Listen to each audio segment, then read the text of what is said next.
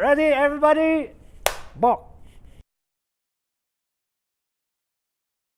Alam nyo, I have been boxed in as a filmmaker. And actually, I do a lot of things.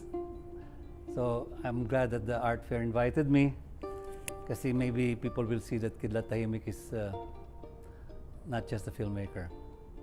It's just one of my palaro. This is an installation which I have put together a lot of things a lot of junk I've collected over the years. This installation, the centerpieces are two main characters. No? One is Inabyan, the goddess of the wind of Ifugao. Okay, the story is that Inabyan was weaving her backstrap loom, and then the gods decided to test her when they started blowing her around. No? Pero because she had her backstrap loom, she clung to it. Parang seatbelt. She survived the test. So the gods made her the goddess of the winds. Okay?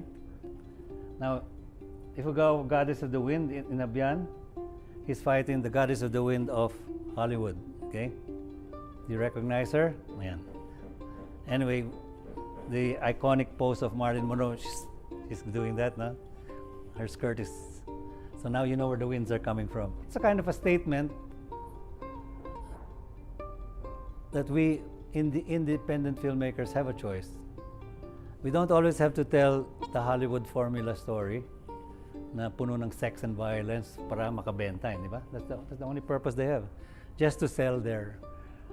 So we indies have a choice to be able to shoot the local story, stories that have to be told.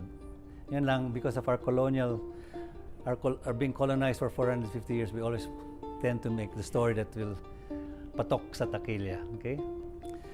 So I have two boats here. They're coming, and there's like a clash, no?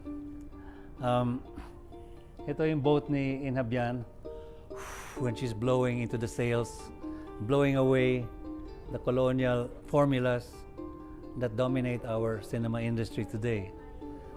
In a way, it's also parang she's protecting her people. So I'm going to have an island in the back with a number of locals who want to hear the local story. Okay, so that sums up more or less my attempt in this.